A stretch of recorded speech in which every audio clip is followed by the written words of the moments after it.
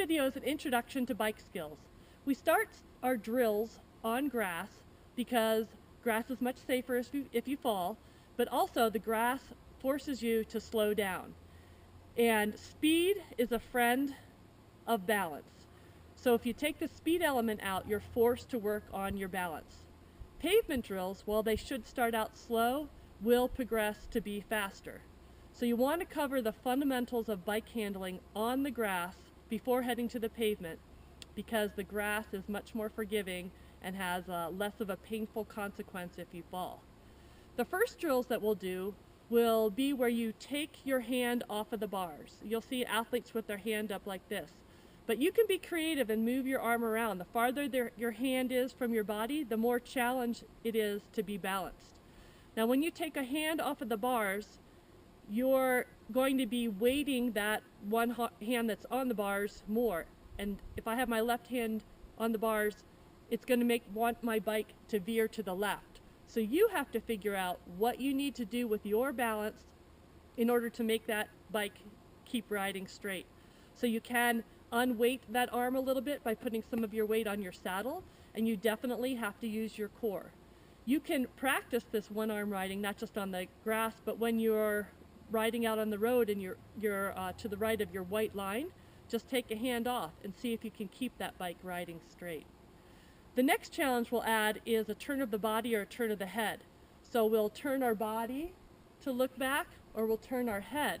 And again, that's going to be a challenge to going straight because our bike will want to veer in the direction that we turn. This is very important when you're riding in a group, because if I take a look back to see what's going on behind me, I don't want to be looking back and veering into the rider next to me, or even worse, looking back when I hear a truck coming and veering into traffic. So now we're on to our drills. The purpose of the arm reach is to ride straight when your eyes and your body are not pointed straight. When looking behind you, practice looking over both your left and your right shoulder. Can you see the competition or a truck coming up behind you? In the water bottle drink, you're riding straight with one hand on the bars, but you have to feel how to put the bottle back in the cage without taking your eyes off the road or the wheel in front of you. The goal is to ride in a straight line and not have to look at your bottle. In slow riding races, the winner is the person who rides the slowest from point to point. The rule is that you always have to be moving forward. You can't do a track stand. You can put your pedals in the 3 o'clock and the 9 o'clock position and back pedal tiny little pedal strokes. The water bottle pickup is an advanced drill where you ride with one hand on the bars, the hoods, or the drops, and leaning over becomes a challenge for balance. You need to slow and adjust your speed coming into the bottle. You also want your leg that's closest to the bottle to be down in the 6 o'clock position. So if you can touch the bottom of your shoe when your leg is straight down, then you can pick up a bottle. The goal is to pick up the bottle and place it down gently so that it stands upright. You can also work on this drill with cone races. Ride fast to the end, adjust your speed, pick up the cone, do a 180, race back to the start, and place the cone down without tipping it over. For partner riding, get 4 cones or water bottles and make a square in the grass. Start by getting comfortable riding next to your partner, using communication to switch each lap who's on the inside. At a corner, the outside person will have to ride faster than the inside person in order to stay together. Next, progress to riding with your hand in the middle of your partner's back. Getting comfortable with touching elbows will help you keep calm if there's incidental contact in a pack. Ride in the drops so that you protect your handlebars from locking with the bars of your partner. Progress to holding contact with your partner from shoulder to elbow, leaning into your partner. When you're ready to disconnect, communicate and push off lightly. If you don't communicate and all of a sudden remove your pressure without your partner knowing, your partner can fall into you.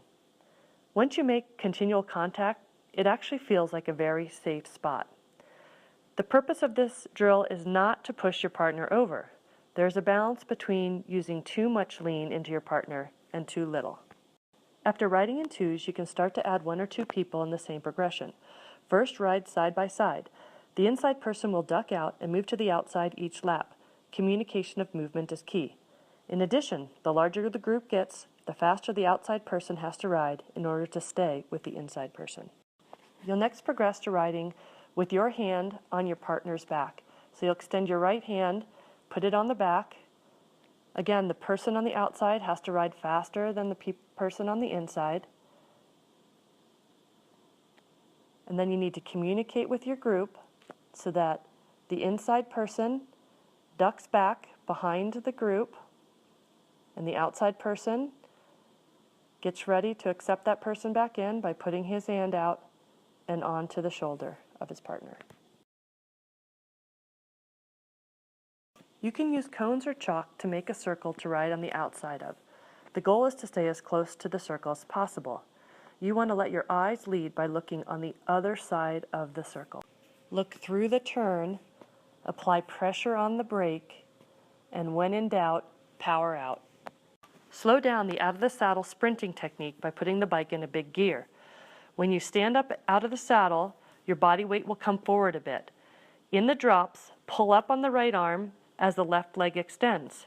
Your body is still and your head is steady while the bike rocks back and forth. Create a tight zigzag course with cones. At the turns, emphasize weighting the inside arm by taking the outside hand off the bars.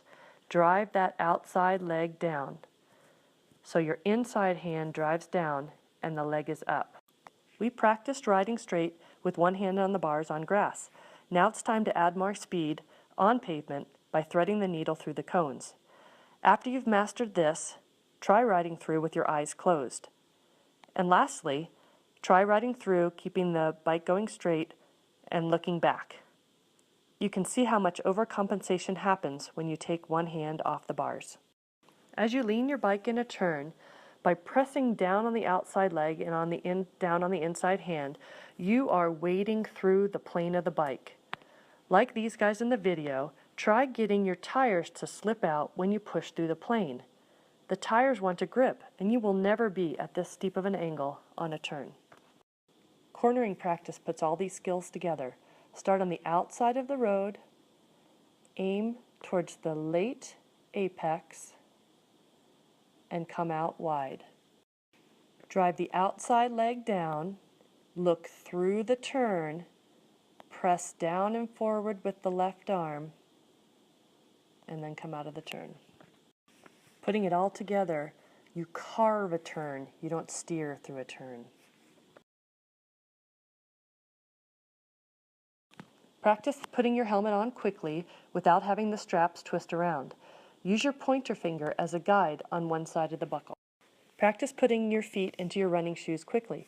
I use a puff of baby powder in my shoes to help my wet, sticky feet slide in. I also use Vaseline in the heels and inside the shoe on any hot spots where I might get rubs. Put 2 loops of duct tape on the bottom of the insoles and put those insoles in so that when you jam your foot forward, the insole doesn't slide forward. Put your thumb on the tongue and your finger in the heel and then jam your foot in. You want to practice these without socks. It's hard to simulate the elevated heart rate and adrenaline of races. Adding jump squats can get the heart rate up and the legs burning, simulating that lovely pain that happens on the run out of the swim into your bike.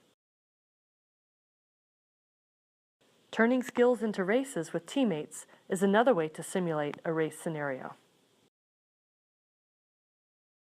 Adding do-si-dos or other turns simulates the disorientation that can happen running out of the water. In the bike serpentine drill, you are practicing running with the bike to the mount line while pushing it by the saddle. This teaches you how to steer the bike by just leaning the bike. This skill is useful for avoiding slower competitors in a transition area.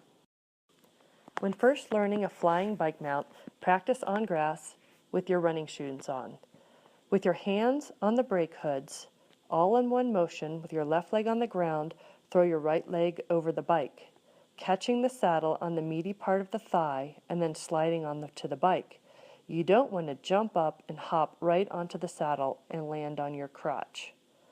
Start practicing the bike mount with a walk, gradually add some speed, then move to bare feet with your cycling shoes on the pedals, and eventually head to the pavement. If you've gotten to the transition area without attaching your shoes to the pedals, put both feet in the shoes, place your weight down on the pedal, click in one foot, unvelcro, then put the other foot on the pedal, put your weight on it till you hear it click, and then unvelcro. You want to rubber band your shoes to your bike so that when you push your bike out of the transition area, they're not flopping around. It also allows the shoes to be flat so that it's easy to place your feet on it.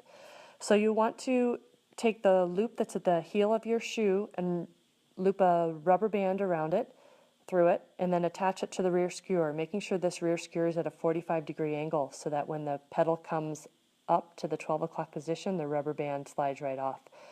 Next, you cut a rubber band and you make a loop between your chainstay and your crank and tie a loop there. So then the pedals are at the 3 o'clock and 9 o'clock position, and when you push your bike, they're not going to hit the ground.